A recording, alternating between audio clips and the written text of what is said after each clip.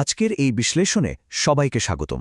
জানেন তো, কর্মক্ষেত্রে যোগাযোগ বা কমিউনিকেশন মানে কিন্তু স্রেফ কথা বলা নয়। এটি আসলে পেশাদারদের জন্য একটা দারুণ কৌশলগত টুলবক্স, যা যেকোনো প্রতিষ্ঠানের সাফল্যকে একদম চূড়ায় নিয়ে যেতে পারে।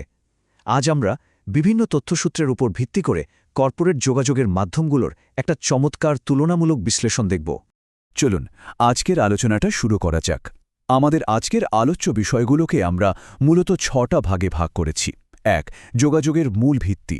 ২. মৌখিক আদান-প্রদানের শক্তি। ৩. লিখিত রেকর্ডের স্থায়িত্ব। ৪. ভিজুয়াল উপাদানের প্রভাব। ৫. অডিও ভিজুয়াল অভিজ্ঞতা এবং ৬. সঠিক মাধ্যম নির্বাচন। তো প্রথমেই আসা যাক প্রথম ধাপে, যোগাযোগের মূল ভিত্তি।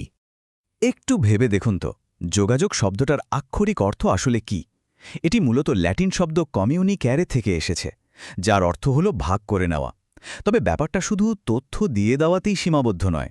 সফল যোগাযোগ তখনই ঘটে যখন প্রেরক যা বোঝাতে চেয়েছেন, প্রাপক ঠিক সেটাই পুরোপুরি বুঝতে পারেন। অর্থাৎ এখানে তথ্যের সাথে সাথে বোঝাপড়া বা আন্ডারস্ট্যান্ডিংয়ের আদান-প্রদান হওয়াটাই আসল কথা। আর মজার ব্যাপার হলো, এই যোগাযোগ প্রক্রিয়াটা কিন্তু একটা নির্দিষ্ট পথে চলে না, বরং বিভিন্ন শাখায় বিভক্ত হয়ে যায়। একটা মূল বিন্দু থেকে এটা অভ্যন্তরীণ এবং বাহ্যিক এই দুটো সম্পূর্ণ ভিন্ন পথে ছড়িয়ে পড়ে। কারণটা খুব সহজ। অফিসের ভেতরে সহকর্মীদের সাথে আমরা যেভাবে কথা বলি, বাইরের কোনো গ্রাহকের সাথে কিন্তু সেভাবে কথা বলি না, তাই না? আর ঠিক এই কারণেই যোগাযোগের মাধ্যমগুলোর সঠিক শ্রেণীবিভাগ বোঝাটা এত জরুরি। এবার আমরা যাব দ্বিতীয় ধাপে, মৌখিক আদান-প্রদানের শক্তি। গবেষণা থেকে পাওয়া একটা পরিসংখ্যান শুনলে হয়তো চমকে যাবেন। 80%। হ্যাঁ, ঠিকই শুনেছেন। কর্পোরেট দুনিয়ায় শীর্ষ নির্বাহীদের যোগাযোগের প্রায় 80% সম্পূর্ণ হয় মৌখিকভাবে বা মুখে মুখে। ভাবা যায়, প্রতিদিনের ব্যবসায় কাজের সবচেয়ে বড় অংশ জুড়েই থাকে এই কথা বলার মাধ্যমটি। এর পেছনের কারণটাও কিন্তু বেশ যৌক্তিক। কর্পোরেট জগতের অনেক বাস্তব পরিস্থিতিতে মুখের কথার আসলে কোনো বিকল্পই নেই।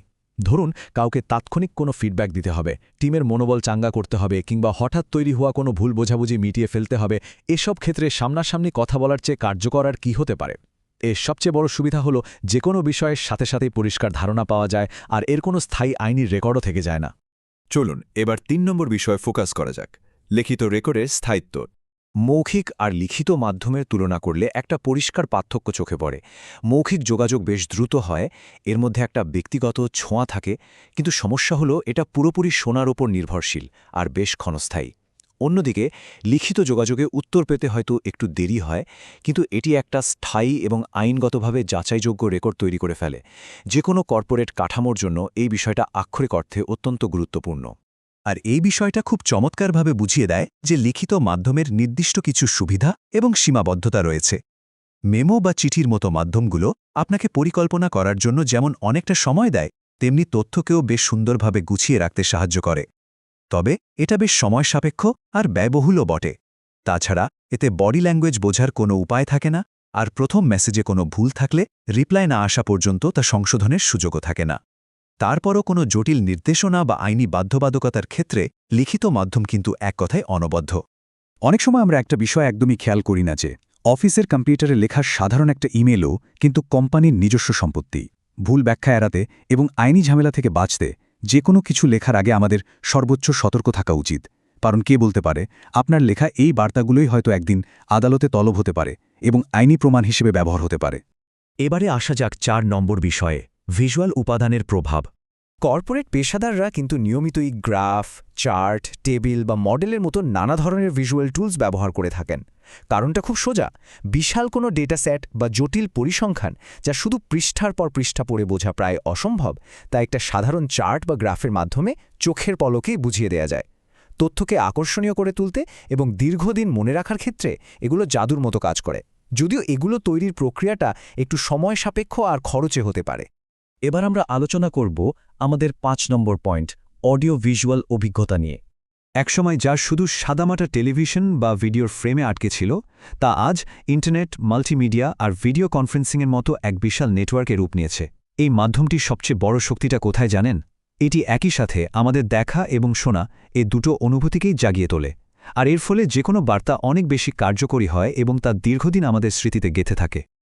তো আমরা চলে এসেছি আমাদের শেষ ধাপে, সঠিক মাধ্যম নির্বাচন।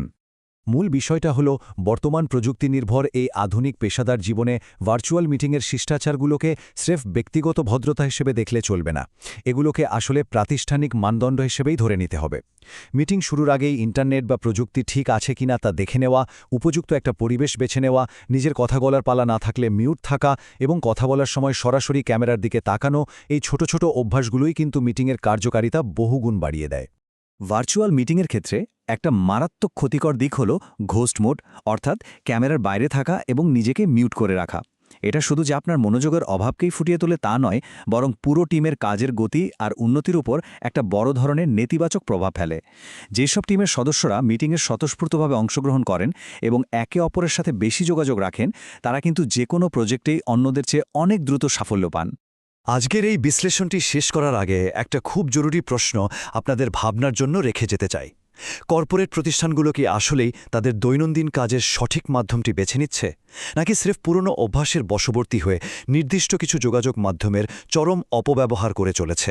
আশা করছি আজকের এই তথ্যসূত্রভিত্তিক আলোচনাটি কর্পোরেট যোগাযোগের পুরো প্রক্রিয়াটিকে নতুনভাবে মূল্যায়ন করতে কিছুটা হলেও সাহায্য করবে। এই গুরুত্বপূর্ণ কর্পোরেট টুলবক্সের বিশ্লেষণে এতক্ষণ সাথে থাকার জন্য সবাইকে অসংখ্য ধন্যবাদ।